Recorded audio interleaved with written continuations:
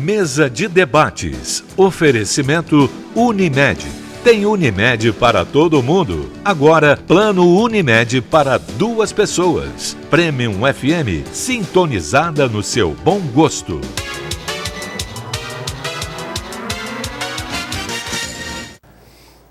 Estamos de volta com a mesa de debates aqui pela TVE Juiz de Fora.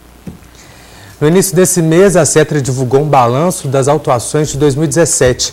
O estudo apresenta números animadores, uma redução de 13,8% em comparação com 2016. Foi uma queda de quase 13 mil infrações. Ô, Rodrigo, o que explica essa queda? A gente deve comemorar, né? Sim, com certeza. E ao contrário do que muitas pessoas dizem, né, sobre a indústria da multa, eu queria começar o nosso debate com essa questão. A gente do setor, a gente chama de indústria da vida. Porque quanto mais fiscalização, a gente consegue provar que reduz o número de infrações. Tá? Então, não nos interessa, ao contrário do que dizem, não nos interessa simplesmente a arrecadação que isso traz. O número de registros de 13% praticamente inferior a 2016 mostra que a gente já reduziu em 13%, pelo menos, o risco de acidente. Fora as outras infrações que não foram cometidas, porque antes de se ter fiscalização, a gente não tinha como controlá-la. Então, um avanço de semáforo que acontecia antes da implantação do radar de avanço de semáforo, a gente não tinha noção de quantos faziam aquilo ali. A partir desse momento que a gente passa a controlar, a gente começa a medir, e aí você consegue fazer planejamento e consegue trabalhar em cima desses números. Então, para a gente é um fator muito gratificante ver que reduziu o número de infrações. Ainda é um número excessivo, a gente precisa ampliar a nossa rede de fiscalização, mas a gente já comemora de ter, ao longo do ano de 2017, ter reduzido com relação a 2016. Eu vou emitir uma opinião pessoal. Eu já sei onde estão os radares, os pontos críticos onde eu não posso cometer os meus delitos. Antes eu não tinha. Eu falava, não tem guarda, eu vou. Eu corria mais, eu dobrava a esquerda, eu estacionava onde não podia.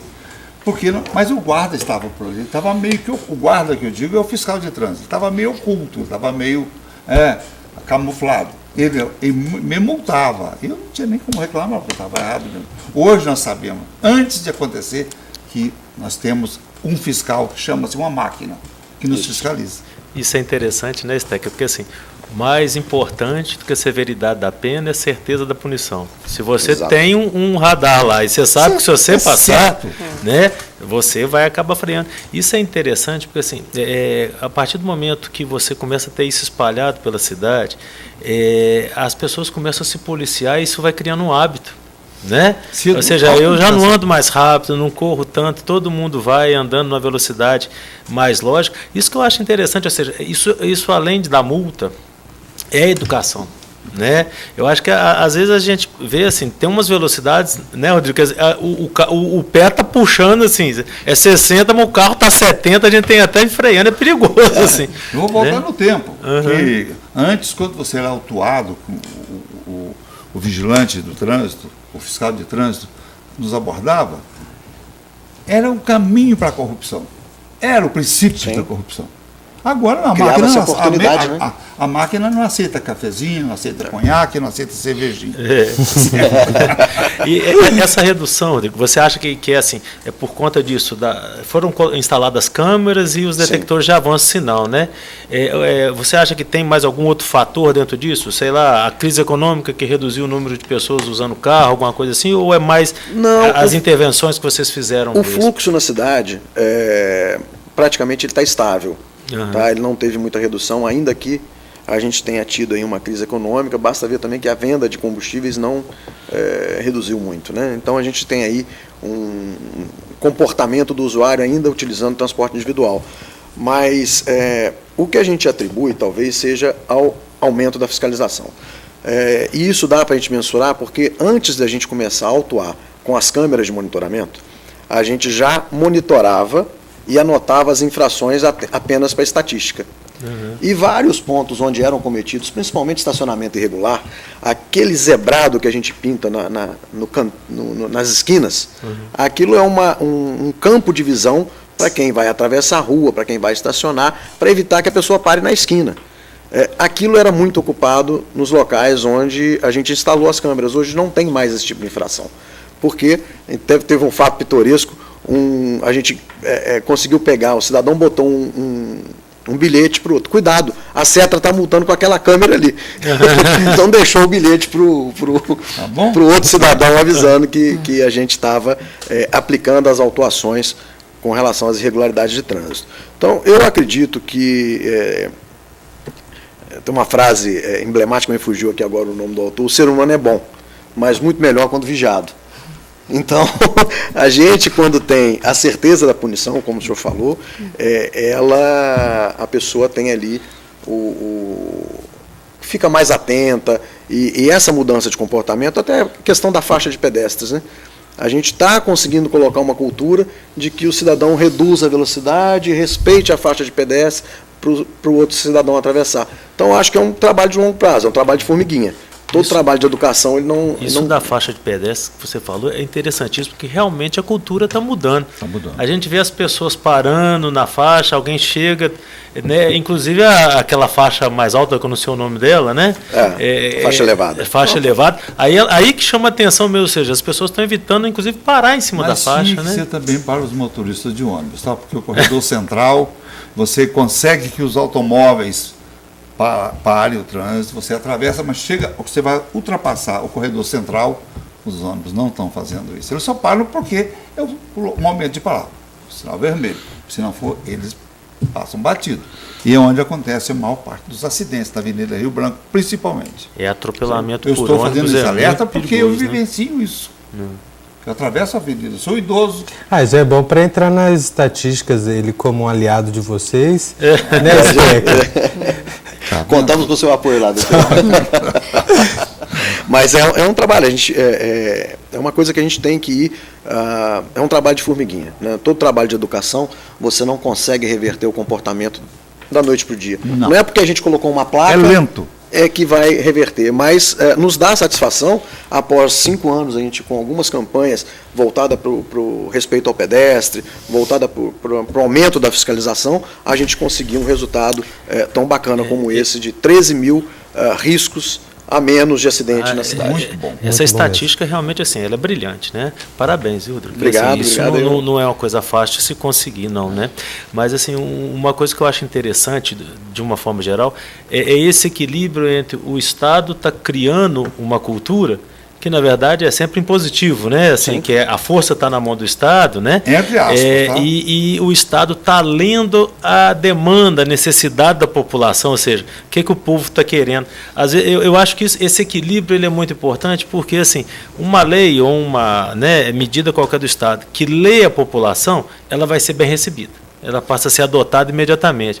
Por outro lado, se é uma coisa que é impositivo sem ler a população, vai ter uma desobediência civil, né? Passiva, as pessoas acabam não cumprindo, aí vira aquela história que assim, a gente não cumpre, mas no fundo está errado, né? E isso se no trânsito às vezes tem algumas coisas assim, né? Principalmente quando põe para chefiar um órgão, um infrator, o maior infrator. Nossa Senhora. Sem comentários. Tivemos um exemplo muito agradável. Exatamente, na área de trânsito. Nós temos uma chefia. Não sou eu essa pessoa, não. Não, É bom deixar claro, né? Eu quero saber que não sou eu essa pessoa. Eu prefiro me abster. impressionante.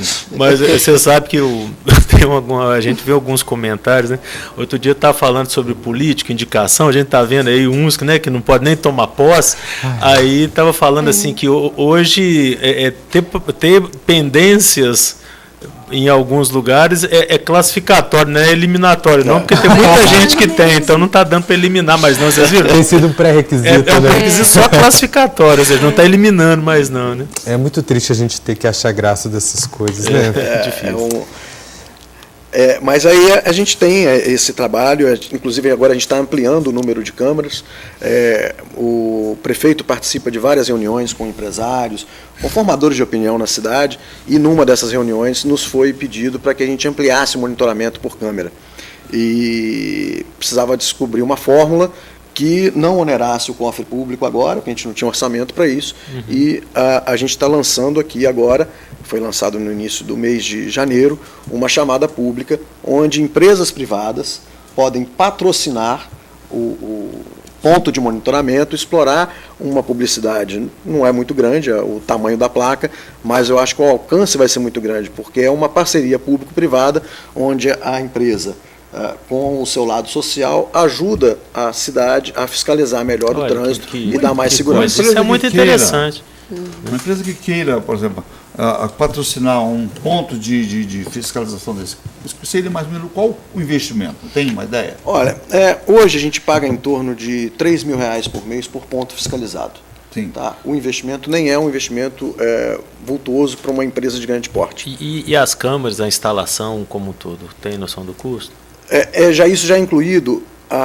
O que a gente não tem um contrato de compra dos equipamentos. Tá. Ele é prestação de serviço por instalação, manutenção, transmissão dos dados e reposição. Então, esse custo de mais ou menos R$3.000 por ponto, esse é o nosso custo hoje, ele já engloba todos esses Isso é interessante, que além do trânsito, ela tem relação com segurança também, com certeza. né? A gente levou a Guarda Municipal e a Secretaria de Atividades Urbanas para dentro do Centro de Controle e Monitoramento, ampliando as nossas atividades e fazendo também outros tipos de fiscalização. E tem uma empresa que consegue associar a sua imagem, a sua marca, né, a esse movimento todo de apoio tanto na segurança do trânsito, mas das pessoas em si na rua, seria uma ótima. Né? Segurança pública, segurança no trânsito e também do respeito aos códigos de postura, que a SAL faz bastante fiscalização com relação ao código de postura do município. Eu tenho na minha empresa câmeras externas, que estão na Avenida Presidente Costa Silva. Volta e meia a polícia está lá, verificando as minhas gravações. Alguns delitos, alguns incidentes que acontecem na avenida ou nas ruas adjacentes, que obrigatoriamente as pessoas passam por lá, né? Tem que passar por ali. Então eles vão lá e muitas vezes já detectaram placa de automóvel, ou tipo de automóvel, ou pessoas mesmo de moto, de bicicleta ou a pé, identificadas na minha gravação. Eu não cobro nada por isso. Mas cidadão, então, nesse né? ponto, é fantástico. seria importante, porque auxilia a polícia, auxilia a comunidade de modo geral e inibe os delitos. Sim, com certeza, a gente está à disposição. Inclusive, agradecer aqui também ao Coronel Nocelli pela grande parceria que tem sido feita depois que ele assumiu o comando aqui em Juiz de Fora. A gente estreitou muito o relacionamento com a PM e tem sido muito positivo. O trabalho conjunto com a PM e com a Polícia Civil desde que mudou o comando aqui na RISP. E a empresa interessada, Rodrigo, quem ela deve procurar? Como é que é? A gente publicou um edital onde tem lá todas as condições de participação, mas a gente na CETRA está à disposição para tirar dúvida. Quem tiver interesse pode nos procurar na CETRA. 36908218 é o telefone geral da CETRA, que pode nos procurar por e-mail, cetraatende@pjf.mg.gov.br. Também pode nos procurar e a gente dá toda a orientação para que as pessoas possam participar conosco. Perfeito. A gente agora vai para o último intervalo do nosso programa de hoje, mas já voltamos com a mesa de debates aqui pela TVE Juiz de Fora.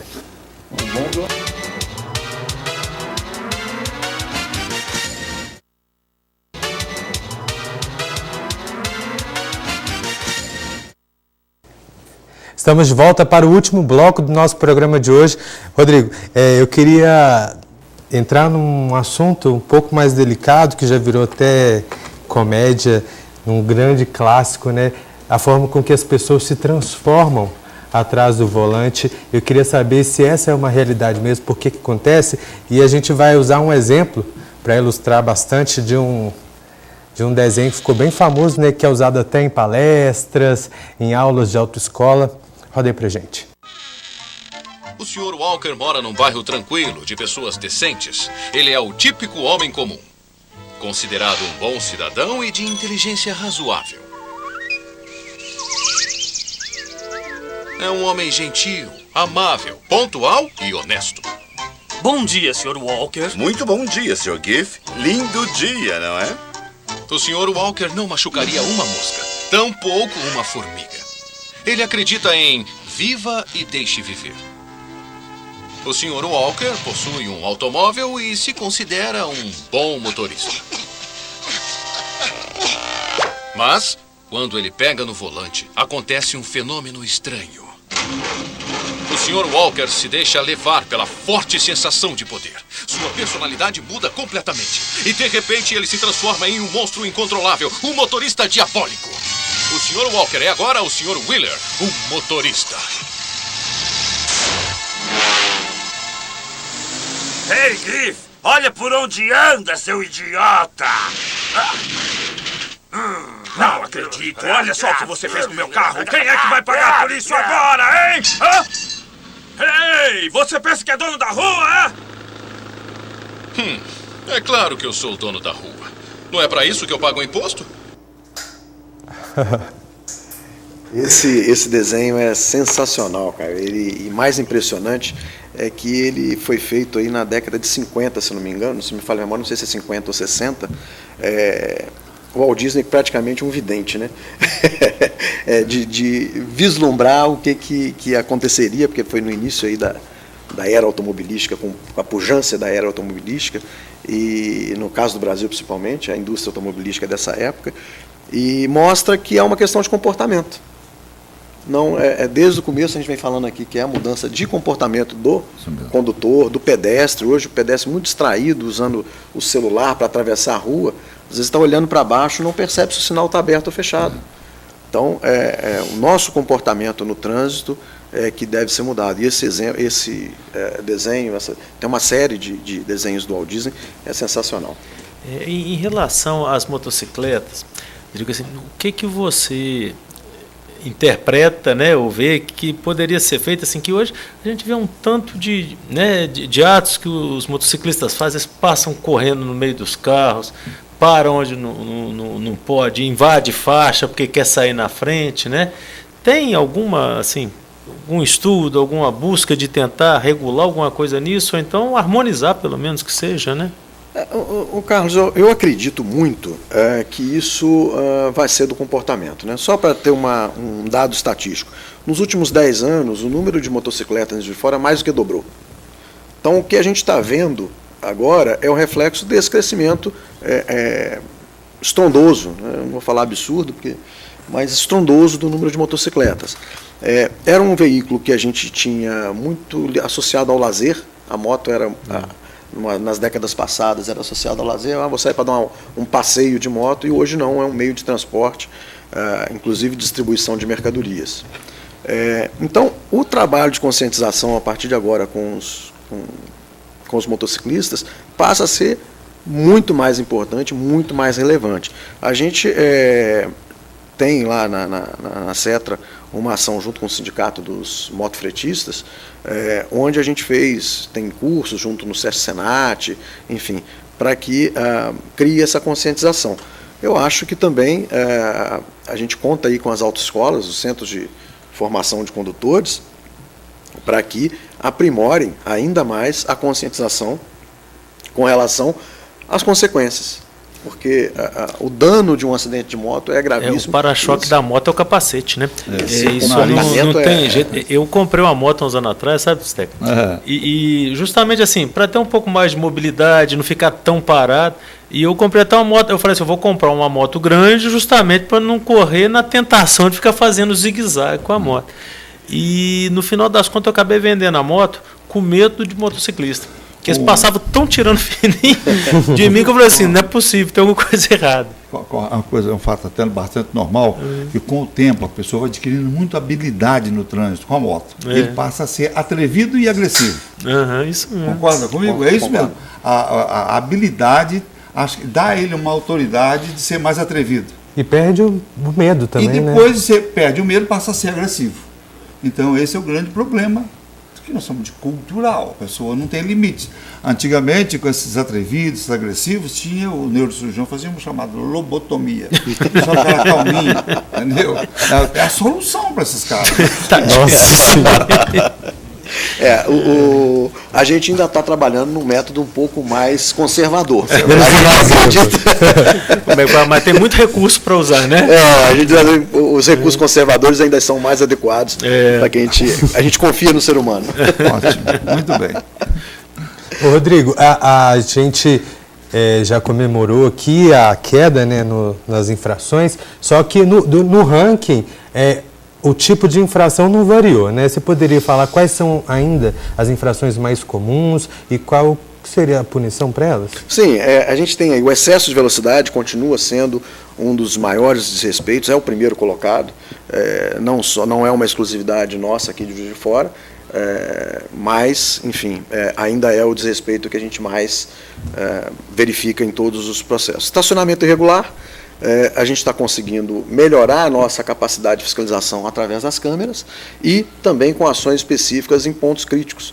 Por exemplo, ali na região de São Mateus, no início da rua São Mateus, próximo a estabelecimentos comerciais, ali a gente tem muita desobediência com relação ao estacionamento naquela região. O avanço de semáforo, aí, só para dar um parâmetro, né, o avanço de semáforo responde aí por quase 10% do número de autuações de excesso de velocidade. Então, como o avanço de semáforo... Eles andam casados, né? Um com o outro, né? Então, esse tipo de trabalho. As punições são as multas pecuniárias e os pontos na carteira, né? O que a gente gostaria é que esses números tendessem a um número zero. E é o que a gente busca, porque a gente não pode dizer, vamos supor, são 10 mortes por ano e reduziu para 9. A gente não pode aceitar as 9. Rodrigo, deixa eu te fazer uma pergunta, que isso é uma dúvida que eu tenho, curiosidade, com certeza muita gente tem. De vez em quando a gente vem na BR e está lá assim, 100, 110 a velocidade da BR, aí vem um radar 30 km por hora. Né? Há uns tempos atrás eu estava indo, uma Scania na minha frente, ela reduziu bruscamente para ir para os 30, eu tive que tirar meu carro e o que vinha atrás bateu, para você ter ideia assim. Foi batida leve, mas bateu. Como que é definida essas velocidades? Assim, existe um critério, alguma coisa? Você entendeu? Porque eu acho que isso é interessante, porque tem pista que às vezes é 60, 70, e é difícil às vezes, até da gente, enquanto cidadão, decorar, né? Assim, não, eu já estou acostumado com essa estrada que quando reduz para 80. Não, mas de repente vem um 30. Tem algum critério para isso? Não? Tem. Cada via ela tem um dimensionamento de engenharia de tráfego, onde você define ali a velocidade limite de acordo com a próxima curva, de acordo com as características de trânsito de pedestres ou de outros veículos. Né? Esse caso que o senhor está citando é aquele ali perto de Eubank da Câmara, na rodovia federal, ali na BR-040, perto de Eubank da Câmara. Eu fiquei muito impressionado com uma entrevista que eu vi de um policial rodoviário federal, onde foi questionado por que 30 km por hora. Ele falou, olha, eu não tenho o estudo de por que 30 km por hora, mas depois que instalou o de 30 km por hora, nunca mais morreu ninguém. E aqui era um ponto onde a gente vinha resgatar acidentados com muita frequência. Então, eu acho que ali o desenho daquele trevo, por ser muito antigo, ele exigiu ali uma medida um pouco mais drástica. Voltando para Juiz de Fora, aqui todos os nossos equipamentos são regulados para 60 km por hora. A gente não tem nenhum equipamento que tenha uma velocidade diferente. Nem para cima, nem para baixo. Sim. Então, Brasil, Rio Branco, todos os nossos equipamentos que medem velocidade são para 60 km por hora. E a gente busca fazer uma sinalização bastante ostensiva. Não temos radares em pontos ocultos.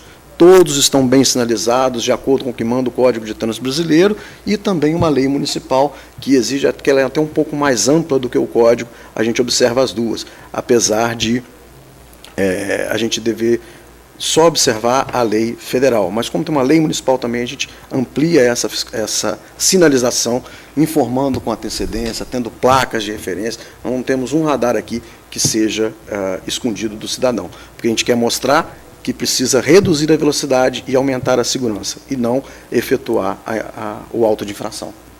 Isso dos radares estarem escondidos é algo permitido? Não, existe uma discussão de que o radar fica atrás de um ponto, não é permitido, ele deve ser ostensivo, ele tem que estar disponível para o cidadão saber onde ele está localizado. Hoje os equipamentos de navegação, né, o Waze, que muita gente usa, o Google Maps, já prestam esse tipo de informação e eu não acho que esse tipo de informação, alguns técnicos divergem, acham que não deveria estar no radar, no Waze. Eu discordo, acho que deve estar sim, para que as pessoas possam reduzir a velocidade. Ficar mais atenta. Até porque você falou que eles têm um propósito, né? Não é realmente buscar multas, é para alertar aquela população que naquele trecho ele é mais perigoso, então deve estar com uma velocidade reduzida, né? Exatamente. Então faz todo sentido que as pessoas tenham mais acesso, que consigam ver mesmo, né? Esses sinais. A gente está terminando o nosso programa de hoje, infelizmente. Vamos só reforçar o pedido, Rosane, para as pessoas doarem o sangue e também para participarem do bloco de vocês lá no dia 6? 2 convites, aquele passeio solidário em Mominas, os que estão de férias na cidade, aqueles que já são cidadãos daqui para que doem sangue, para que a gente garanta o atendimento tranquilo, e o convite para o nosso bloco que vai sair comemorando 10 anos de solidariedade associada ao Carnaval. No dia 6, às 11 horas da manhã, a gente concentra às 10 e pouco ali na frente à Câmara e vamos estar saindo com muita alegria às 11, comemorando esses 10 anos de Bloco Unidos pela Vida, e convido todos os telespectadores, o pessoal da mesa, amigos, para participar. Quanto mais gente, mais alegria, mais animação no bloco, e depois também doar sangue, claro. Com certeza. Tá, estaremos lá, né, debatedores? Obrigada. Dia 6, hein? Parabéns mais uma vez pelo trabalho de vocês e obrigado, né, mais uma vez pelo trabalho de vocês. Nós é que agradecemos, Caio, e a oportunidade de estar aqui debatendo com vocês e ampliando esse debate com a sociedade, onde, como é que eu falei, naquele trabalho de formiguinha, de conseguir avançar cada ano mais. Com certeza. Obrigado. Debatedores, até semana que vem. Nos vemos. Até semana que vem. Obrigado, viu? Eu também gostaria de agradecer a você que acompanhou o nosso programa aí de casa. Lembrando que a mesa de debates volta amanhã, ao vivo aqui pela TVE Juiz de Fora, às 11 horas da manhã. Tem também a reprise do nosso programa às 6 horas da tarde. E você tem acesso a essa e a todas as outras edições do nosso programa. Só procurar no nosso canal no YouTube, jogar TVE Juiz de Fora, também é muito fácil. Tem também o aplicativo do Diário Regional. Você está vendo que são várias formas de acompanhar o nosso conteúdo, tanto conteúdo aqui da mesa de debates da TVE, quanto da Rádio Prêmio e do Diário Regional. Muito obrigado pela sua companhia. Nos vemos amanhã. Uma ótima tarde para vocês. Tchau.